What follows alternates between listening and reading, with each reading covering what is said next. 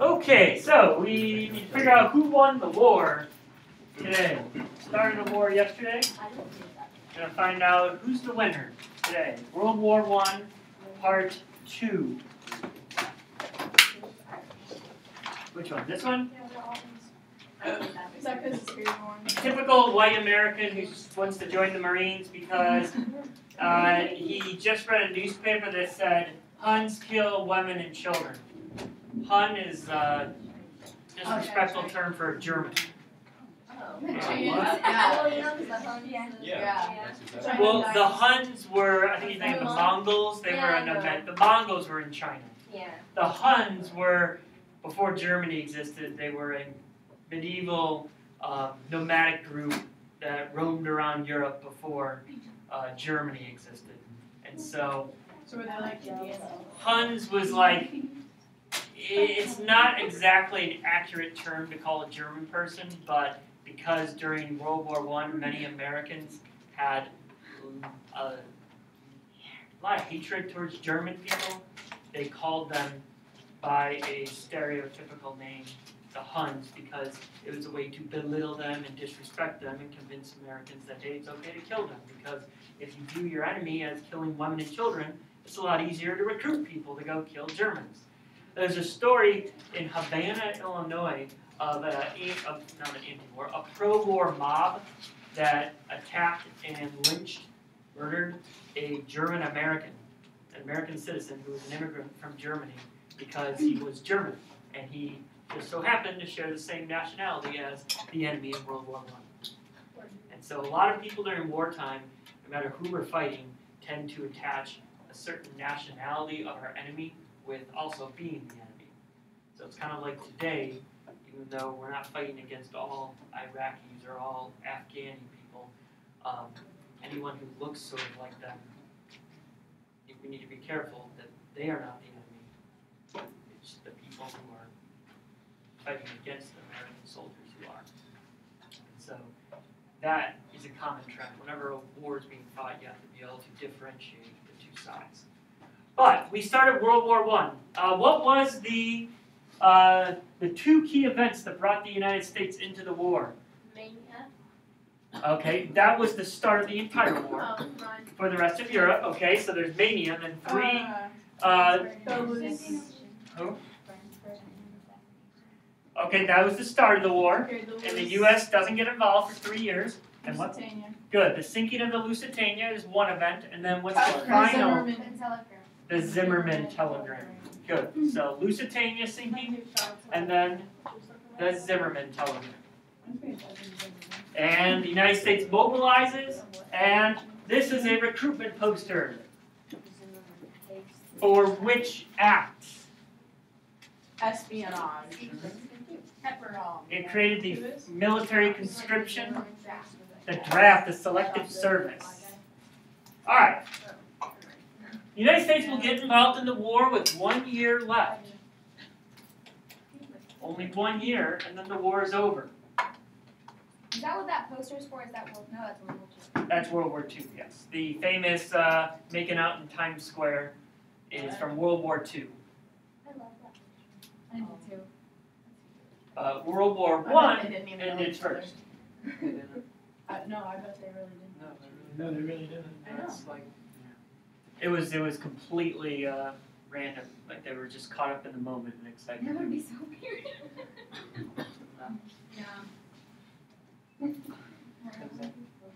In this war, the red poppy became famous. The red poppy flower became the symbol of military service. In Britain, they still wear those. Like I was watching like an X Factor show, and it was like that week or whatever, and everyone was wearing a little poppy on their shirt.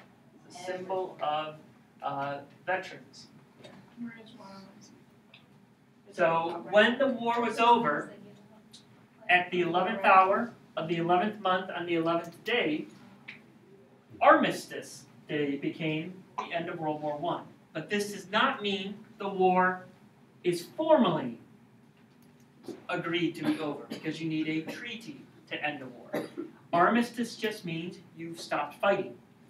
Another example, of a war that ended with an armistice is the Korean War, but there was no treaty.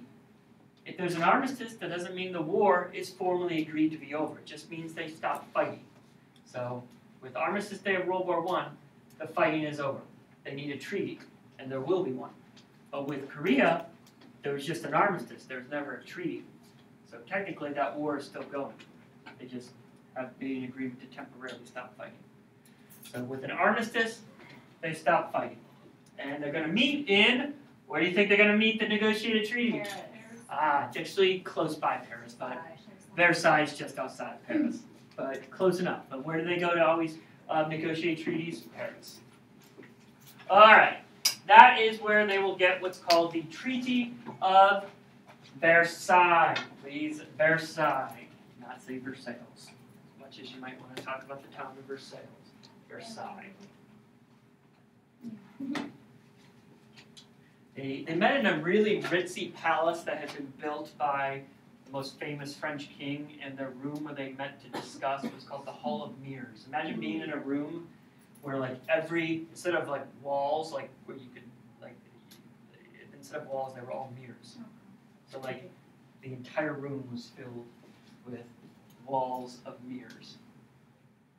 So everywhere you looked, you saw your reflection. That would be like awful because you would like accidentally make eye contact with someone all the time. Yeah, unless you just. And yourself. look down the whole time. Yeah, but that wouldn't bother me so much. With the You'd be ground like, mirrors. you just be like chilling, staring off in space, and realize you're looking at the same mirror as someone else, and be like, oh. I would get like, fixing my hair or something. Be constantly self-conscious. Yeah. You wouldn't be able to negotiate in good faith.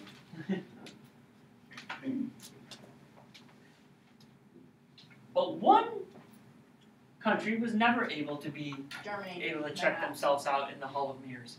And that would be Germany. They will never be invited because they will be the big loser of the war. So the side that will win the war when the armistice is made is the Allies, made up of the United States, Italy, Great Britain, and France.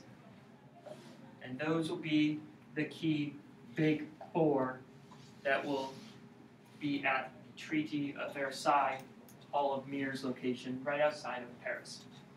Germany will not be invited. That will be very important later on. Alright, one of the leaders of the big four that were at the Treaty of Versailles conference was Woodrow Wilson, the President of the United States. He comes to Paris with a great idea. In fact, he's got 14 great ideas called 14 points. There were really 4 big ones, though.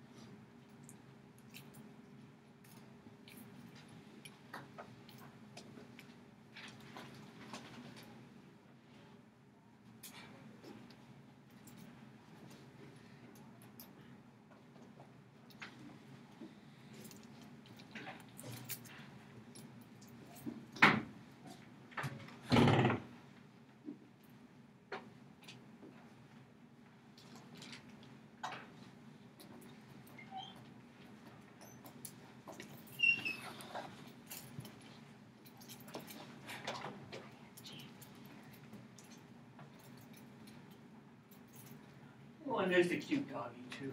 But fortunately, he's got a muzzle. Is that what you call it? Or is there something else? And the dog is supposed to symbolize what? War. And so Wilson's idea with his 14 points is to do what? Stop. Well, Not so it's long. maybe late in, Yeah. you know, the Muslim one, it was like, Huh? Oh yeah. What? I said it reminds me of the lady in the tram from the Muslim lady. Oh, It looks like that, because I don't think that's the actual is that a real tearjerker moment? one. No. Oh, I thought you were gonna That's say weird. Fox in the Hound. Yeah, that's not what real dog whistles. Yeah, that's why I think it looks like the cartoon, because that's what it looks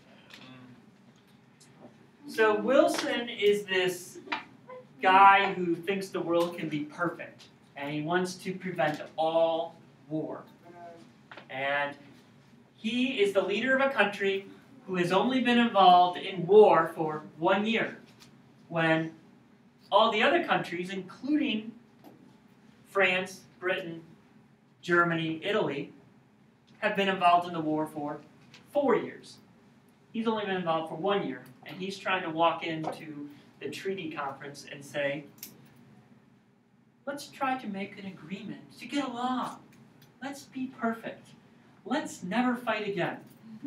After all the other countries are trying to say, we're pissed, we're upset, we're mad, we want revenge. And so he's trying to say, listen to my 14 points. Join to end colonialism when all the other countries are trying to take colonies. He's trying to say, let people choose what government they should live under. He's trying to say, be about free trade. Let anyone trade with whoever they want to. And then lastly, join together with the League of Nations. Don't have those, I don't know, petty alliance systems like we did yesterday where so-and-so whispers about so-and-so and starts a war because somebody's friend makes fun of another person's friend who's friends with someone else. So make a League of Nations to make everything perfect. Instead of completely listening to Wilson, the other European leaders took some of his ideas, but then forgot some of the other ones. And so Wilson only got a few of his 14 points in there. These are the key things that were in the Treaty of Versailles. Something called Article 231, the War Guilt Clause, reparations, and then the League of Nations.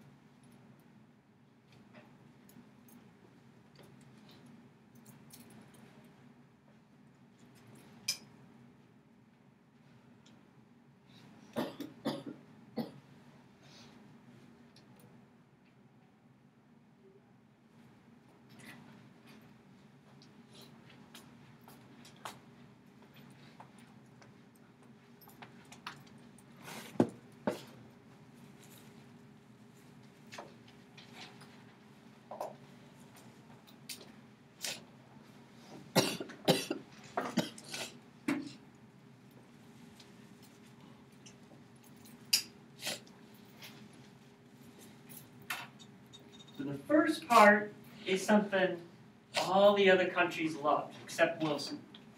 Everyone think about what it would be like in that Hall of Mirrors location making this treaty, and Germany being the one everyone hates. Think about being in a cafeteria location or being at a game or being in a room where there's one person that no one likes, and that's Germany. Everyone else wants to find a way to beat up on Germany. And so that's what the War Guilt Clause did. They have to accept all blame. The second thing, because they're accepting all blame for starting the war, what was the start of the war again? You knew it. You said it earlier. Mania. So was German, is anywhere in that a G? No. Okay, so did Germany really start the war? No. I mean, maybe they contributed to it, but so did France, so did Britain.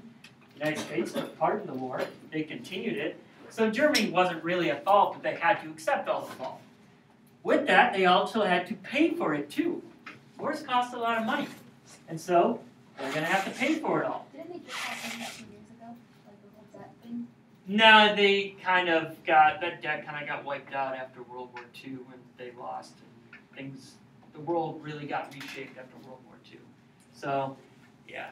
But World War II never happened, yeah, they probably would still be paying it off. But after World War II, they will be forced to unconditionally surrender, which means they have to completely submit to the Allies' will.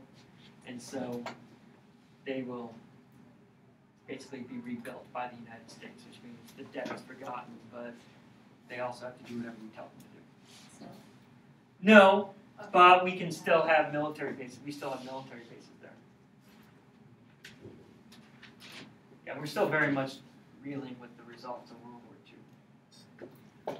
II. League of Nations. One thing Wilson got, part of his 14 points that he really loved, was the League of Nations. And this was a covenant, which is another word for a promise.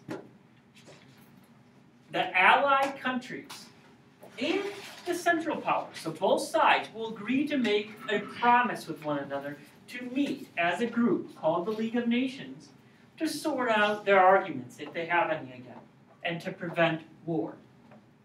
And so this will be a big thing, and Wilson's really happy about it. And so he's happy because he thinks the United States is going to be able to join this. But, as we know, can the president just join any international group that he wants? No. There's an organization, as part of our Constitution, that must say yes to all treaties after the president signs them. From our Constitution class, what organization is that part of our Congress? It's just one half of Congress. The Senate, yes. This is an elite group of people that you have to be 30 years old to be a part of, and you make you feel really special because you get to recommend people for colleges and universities, and you get a really awesome office, and you get to decide whether or not we join an international organization. So Wilson wants to join, but he has to convince the Senate. And so that leads to this. The next slide is basically, I wanted you to get this down because this is the key question for the United States. The debate at home. Should the U.S. join the League of Nations? is this still part of like? Yeah, this is not a new title. This is like the next slide. Okay. Debate at home, and the debate at home was, should U.S. join the League of Nations? Because after Wilson negotiates, what he did in Paris with the other leaders was negotiate the treaty to get the League of Nations created. And now he needs the Senate to approve that treaty in order to be able to, for the U.S. to join. And the key thing is, imagine if you have this brilliant idea, but the people who you're supposed to represent don't buy into it. And you never join. So if Wilson, who had this great idea for a League of Nations, wants to join, but he doesn't get his country to join it, and the other countries do, are they going to be supportive of it if the guy who was supposed to have this great idea can't convince his own country to join the League of Nations and ratify the treaty? No, it's going to be very difficult. And so there's going to be 3 different views here.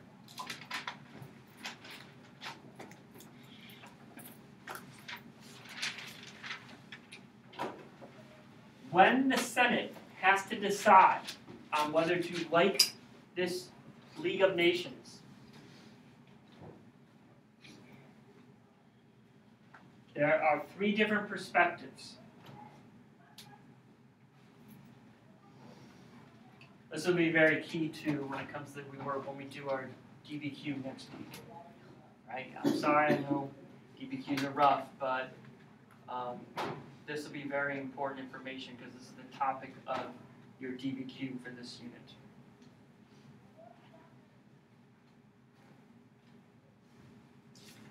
Question is, who was really to blame for the United States not ratifying the treaty and joining the League of Nations? And it's going to be one of these groups. So who was the president at the time?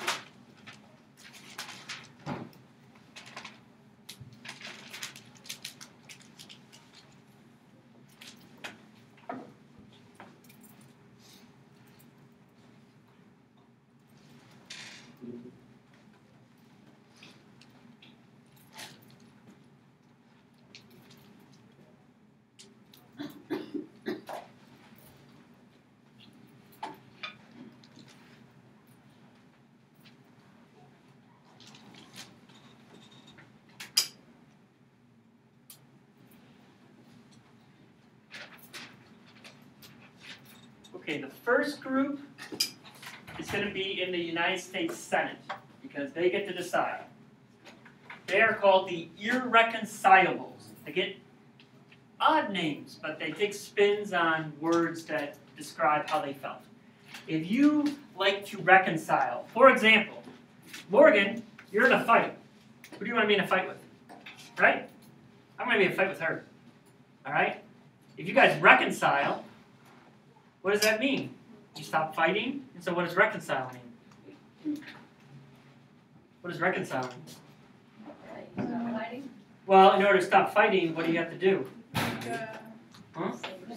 Say you're sorry, all right? But what if you are irreconciled? You're very proud. Ah, you don't say sorry. You're proud. No, we're not going to sign the peace treaty. All right? That's exactly how the irreconcilables, like Senator Bora, felt from Idaho. I'm sorry. All right? But they were not sorry. Now, if you were a reservationist, you said, I really want to work out my differences, but there's really just one issue I have a problem with. Let's try to be better together.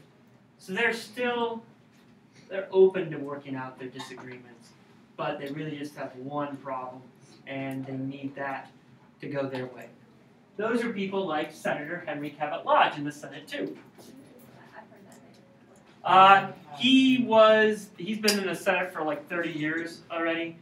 That's a tendency to happen. Senators stick around for a while. He was the guy who sponsored the force bill that would have stopped racial segregation, but it never passed because it was filibustered by the Senate back in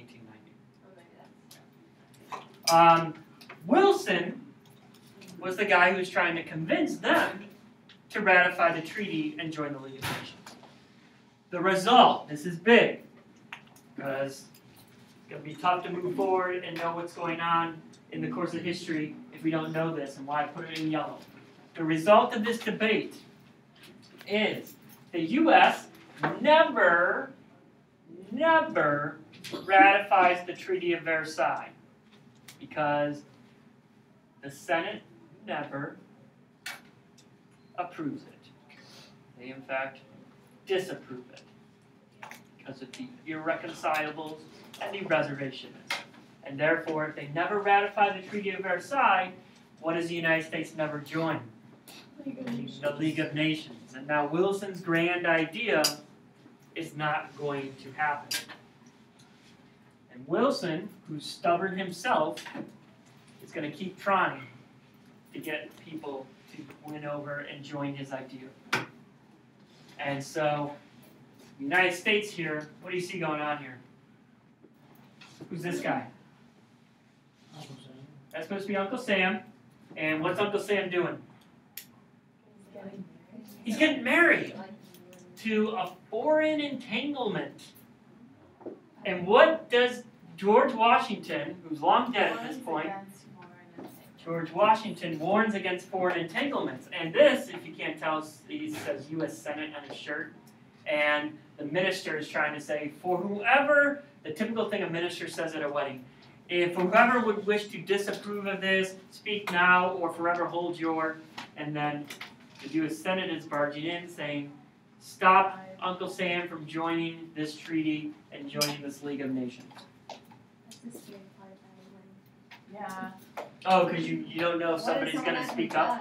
Yeah. Yeah, what are I'm they telling supposed to this. do? This is our last slide. What? What What are are they? they supposed to do if someone's like, no, I don't want Then it becomes really awkward. to? Well, why would they even ask? If, like, Tradition. And it's supposed, because marriage is supposed to be permanent, just like a permanent alliance, what the League of Nations would have been.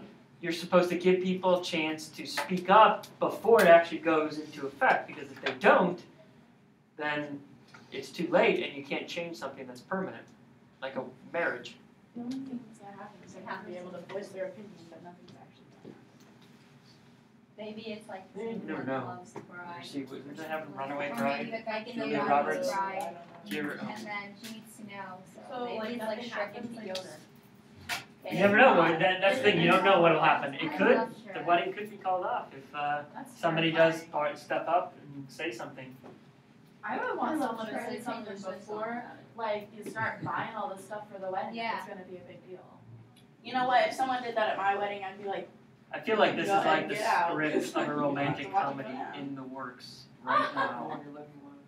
I know, but It's I'm probably just already saying. been done. I think this is like the setting of every romantic comedy ever right here. When the bride and groom get to the altar, it just breaks down. There's something, And they some end up plot getting line. married anyway. Yeah. Yeah. I don't know, but The, There needs to be a race. the solemn referendum was the name for the election of 1920 when Wilson, who was not running for president, said, the guy who is going to run in my place as the Democratic candidate will support the Treaty of Versailles, and if the people want to see us join the Treaty of Versailles and the League of Nations, vote for him. Accept. What happened? Did the Democrat win? Warren Harding won, and the United States returns to normalcy. The word normalcy was actually created by Warren Harding in that election because he tried to claim that we're tired of war, we want to go back to normalcy, normal times. People don't want to fight anymore, they're tired of Europe. We don't want to be part of a League of Nations. And the United States, being the largest nation with credit and money, never joins, thus leaving the League of Nations very weak and not effective. Russia joined and then immediately dropped out when they went through their own revolution. Actually, no, they went through their own revolution, so they never joined. Yeah, because they went through the revolution in 1917, and the Paris Peace Conference was in 1919, and people hated Russia at the time because they were communist, and they had just become communist, and everybody wants to stay away from Russia. Are you going to talk about I got a question. Last Yeah, we'll talk about Stalin next year. Oh, I don't like that. The Man of Steel, yes. This is Harding. He liked to take pictures with his dog. Yeah, cute, but weird.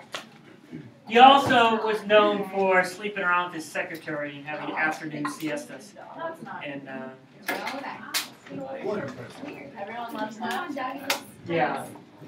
Well, that was new. Like cameras were just like a new technology. Oh, at wait, that the point. camera. I take pictures. It's cute. I take pictures with my cat. And I feel like that guy's like All right. male version. Tonight, you'll read about this stuff. Chapter 30, 710 to 719. No, we didn't. We never did that. Oh, no, we did last semester. Yeah, I thought you meant today. That freaking gross. No, the best one was freaking Thursday, right? Okay, Yeah. it was priceless.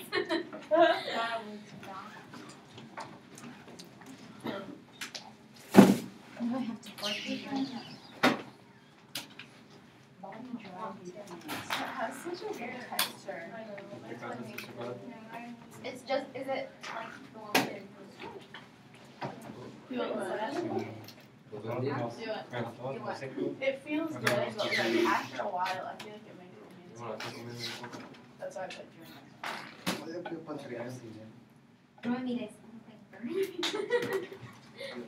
Why do we still like last one? I have a Because they're hilarious. Aren't there like a universal, It's like, why are whoopee cushions the never-ending, never outdated joke? It's the typical Yeah. slapstick humor. during the summer. It's why Will Ferrell is still successful. So the Judd Apatow movies too. I'm going over to your house, give me your address, and then I'm gonna give you a mango. And now I prepare Give me a mango. the bowl of fruit. Here, I love it. it's so good. It's like Watermelon. I will give it to you.